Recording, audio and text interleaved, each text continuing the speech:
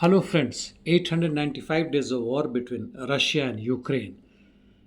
In southern war zone on Kherson front, no significant changes. In Zaporizhia, Russians advanced in northeast of Rabotyne forest belts and continuing their assaults in the east of Rabotyne.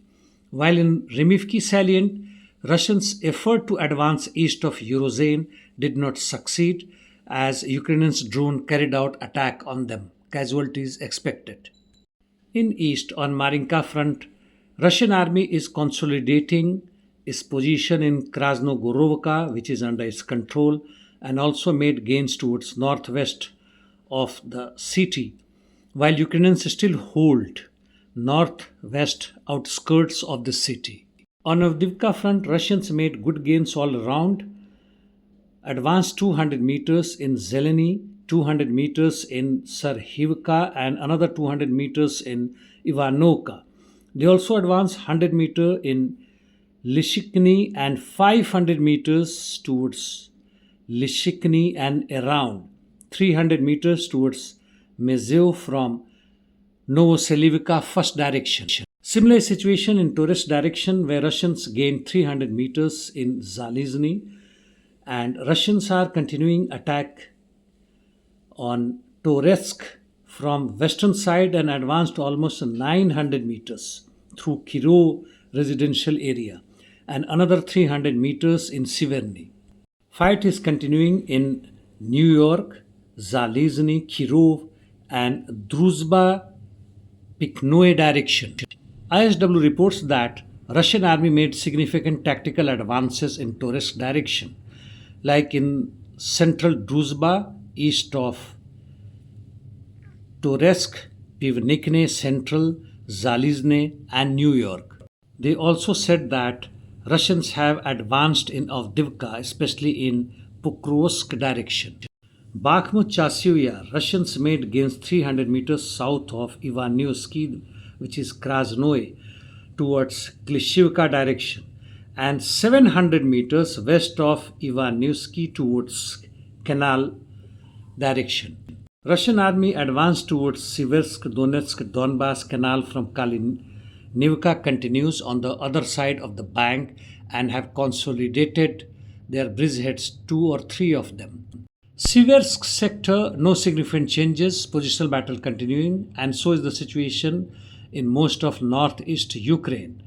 Coming to north of Kharkov, that is Slobozansky direction, positional battle but heavy ones continuing in both Volchansk and Lipsty direction.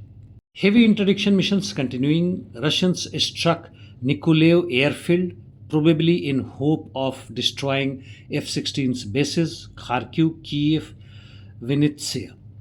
While Ukrainians used 6 ATACMS, 4 Scalp EG cruise missiles and 7 HIMARS shells, and of course UAVs in Belgorod, Rostov, and other regions trying to destroy Russians' civil and military targets. Palestine Israel Middle East North Gaza IDF continuing its launches, series of them attacking Palestinian positions. No casualties reported. In southern Gaza, IDF is preparing, it seems, ground offensive in south of Khan Yunis. In West Bank, other raid and 25 of Palestinians detained. So far, 9,955. While Hezbollah IDF cross-border shelling continues with casualties both the sides, and they are military casualties by and large. Situation in Bangladesh is still highly volatile. The caretaker seems to be pro-American, but it will take some time to expose himself and his foreign policies as well as domestic ones. Though the people, especially students, unemployed workers, are very happy that the earlier dictatorship is gone and reservation is gone. But what are they likely to gain? Only time will tell. We have seen such yellow revolutions, or rather it could be real one but not revolution. We would call them mass movements, changing the regime but not changing the system. system retains its position. It may become pro American, anti American, pro neighbor countries, etc., etc. But as far as people are concerned, it is not for them, neither by them nor of them. That situation is repeated. And that's all for the day, friends. Thanks.